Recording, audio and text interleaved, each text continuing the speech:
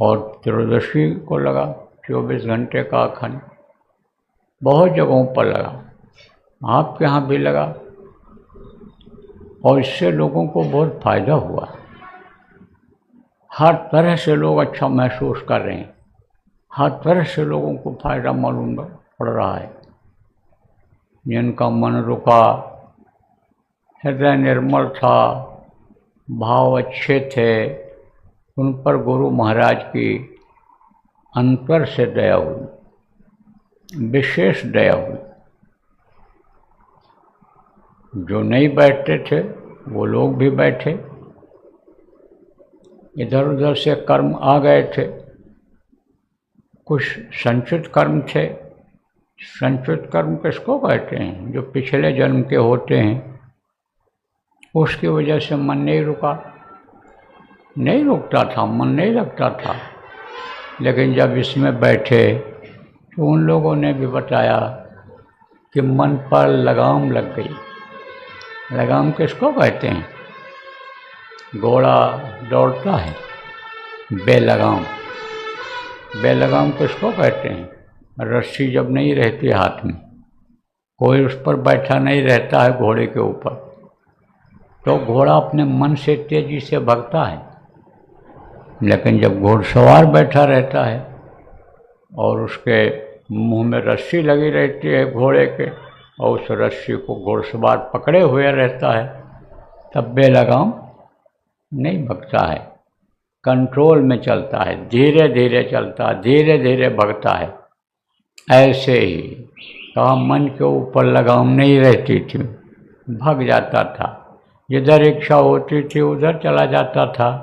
लेकिन अब कुछ लगाम लगी है, अब कुछ रुकावट आई है। तो प्रेमियों, सत्संगी, नामदानी, गुरु भाई, गुरु बहनों, बच्चों, बराबर ये साधना करते रहना है। अभी तो ये गुरु पूर्णिमा का कार्यक्रम आ रहा है, इसमें भी किया जाएगा, उससे पहले भी ये चलेगा। ये जो अपने रजनी विहार जयपुर में आश्रम है, 100 फुटा रोड पर, अजमेर रोड पर ये आश्रम जो है अपना, यहाँ भी सुबह शाम चलेगा। और ठिकरिया में भी, जिसके नज़दीक में अपना गुरु पूर्णिमा का कार्यक्रम होने जा रहा है, ठिकरिया आश्रम पर भी चलेगा, वहाँ भी अखंड का चल रहा है। अब यहाँ से जाऊँगा तो वहाँ के समापन में भाग लूँगा, तो वहाँ भी चलेगा। NBC में है, और भी जहाँ जहाँ चल रहा है, यहाँ शहरों में, शहर में, अन्य जगहों पर बराबर चलाते रहना है। सभी प्रेमियों को चलाते रहना है। क्यों? क्योंकि कर्मों का काटना बहुत जरूरी है। अच्छे और बुरे दो कर्म होते हैं, दोनों आदमी से ही बनते हैं, इंसान से ही बनते हैं। जानवरों से भी कर्म बन जाते हैं, लेकिन वो अज्ञान होते हैं, उनकी बुद्धि नहीं होती है, तो उनकी माफ़ी हो जाती है। और आदमी की बुद्धि होती है, दिल दिमाग होता है, जानकार समझदार होता है, तो वो जो जान करके गलती करता है या उससे जो गलती हो जाती है उसकी सज़ा मिलती है। किससे गलती होती है? शरीर से गलती होती है, धन से गलती होती है, मन से गलती होती है, तो इससे सज़ा मिलती है। शरीर में कष्ट होता, बीमारी आती है, मानसिक टेंशन जिसको कहते हो वो होता है, धन की कमी हो जाती है, कष्ट मिलता है। तो कर्म जब तक कटते नहीं हैं तब तक धन में, बल में, शरीर के विकास में मदद नहीं मिलती है। इसलिए कर्मों को काटना बहुत ज़रूरी होता है। और कर्म करते किससे हैं? कर्म करते हैं जानकारी से कि भाई कर्म कैसे काटे जाते हैं। तो ये इसकी जानकारी कहाँ होती है? सत्संग से होती है। सत्संग में इसकी जानकारी होती है। तो सत्संग इसीलिए कहा जाता है कि बराबर सुनते रहना चाहिए, जब भी मौका मिले और पता चले सत्संग हो रहा है तो सत्संग में जाकर सुन लेना चाहिए, समझ लेना चाहिए कि कर्म कैसे करते हैं। कर्म को काटना बहुत जरूरी है। तो कर्म करते किससे हैं? सेवा भजन से।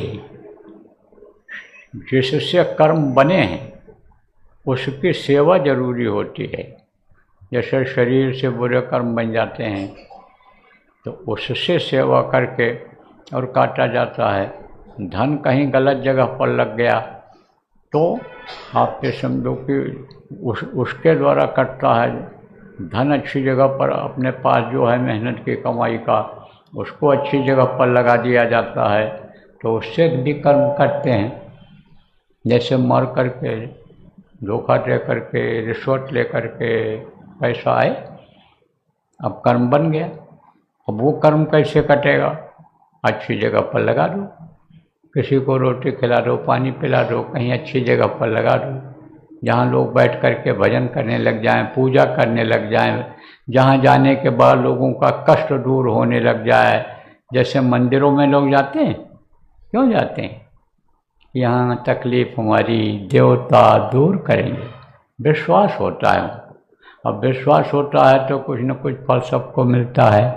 और अपने जो मंदिर बन रहे हैं और जो आगे बनेंगे उसमें तो लोग भजन करेंगे। बावल में बहुत बड़ा मंदिर बन रहा है, कई जगहों पर बनाने की योजना है। आपके ठिकरिया में भी बनेगी मंदिर बनेगा ठिकरिया में, लोग वहाँ बैठकर भजन करेंगे। आज मैं इस बात को आपको बता दे रहा हूँ तो आप ये समझो, और गुरु महाराज की दया रही तो कुछ ही महीने के अंदर शुरू हो जाएगा। तो वहाँ पर लोग जाते हैं। कहाँ जाते हैं? मंदिरों में पूजा भजन के लिए लोगों को लाभ मिलता है। तो ऐसे जगहों पर अगर धन इधर उधर से आ गया, चाहे अपनी कमाई से आ गया और चाहे बाप दादा ऐसा कमा करके धन को रख करके चले गए, वो हमारे पास है, तो वो भी तो जरूरी नहीं है कि मेहनत और ईमानदारी का लाए हों, उसको भी तो हम ही को खर्च करना है। तो ऐसी जगहों पर लगा देने से धन में बरकत होने लगती है। और मन से भी पाप होता है। मनसा पाप अगर कुछ हो गया, गलत किसी के बारे में सोचा, गलत विचार बनाया, गलत भावना लाए, तो मन से पाप हो जाता है। तो जो मन से पाप हो गया वो अच्छी सोच से, गुरु के प्रति भाव पैदा करने से, श्रद्धा पैदा करने से, गुरु से प्रेम अंदर में करने से, गुरु भक्ति लाने से वो मानसिक कष्ट दूर होते हैं। गुरु जो मिशन छोड़ करके गए, जो काम छोड़ करके गए, उसको कैसे पूरा किया जाए, उसकी योजना बनाना, उसको सोचना, ये क्या होता है? ये मानसिक जो यानी पाप हो गया है उसको नष्ट करने का, खत्म करने का तरीका होता है। तो आपको इस बात को समझना चाहिए कि कर्म इससे करते हैं, सेवा के द्वारा और भजन के द्वारा। तो भजन के द्वारा सबसे ज़्यादा कर्म करते हैं, सेवा से करते हैं उतने नहीं करते हैं। जैसे किसी कपड़े के ऊपर दाग लग जाए तो दाग किससे छूटता है? पानी से धोने से छूटता है, साबुन लगाने से छूटता है। तो कोई गहरा दाग है, बहुत गहरा दाग है, वो नहीं छूटता है, तब उसमें और चीज़ें लगाई जाती हैं। जैसे पहले रेह लगाते थे, नींबू लगाते थे, रीठा लगाते थे, ये सब चीज़ें पहले लगाते थे। अब तो तरह तरह के केमिकल आ गए, उसको लगा देते हैं तो दाग छूट जाता है, कपड़े का दाग छूट जाता है। आप देखो कहीं चोट लग गई तो चोट लग गई तो हर समझो कि ऊपर चोट लग गई, सकाई कर दो, ठीक हो जाएगा।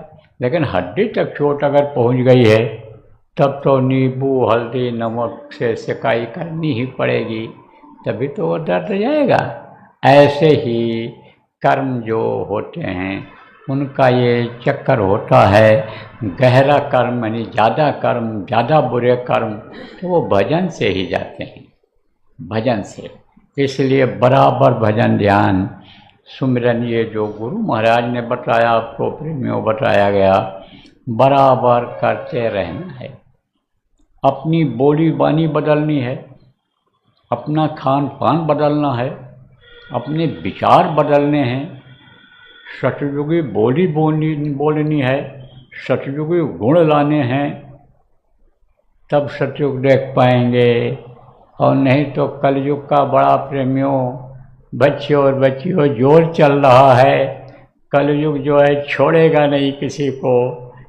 कलयुग तो काल का जीव है, काल का बनाया हुआ कलयुग है। इसलिए काल जब किसी को नहीं छोड़ता है तो कलयुग कैसे छोड़ेगा।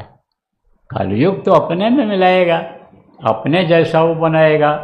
जैसे देखो गंदा पानी है तो गंदा पानी में अच्छा पानी भी चला जाए तो वो भी गंदा हो जाता है। उसी तरह से कलयुग में पैदा होने वाला इंसान, आदमी, बच्चा के अंदर कलयुगी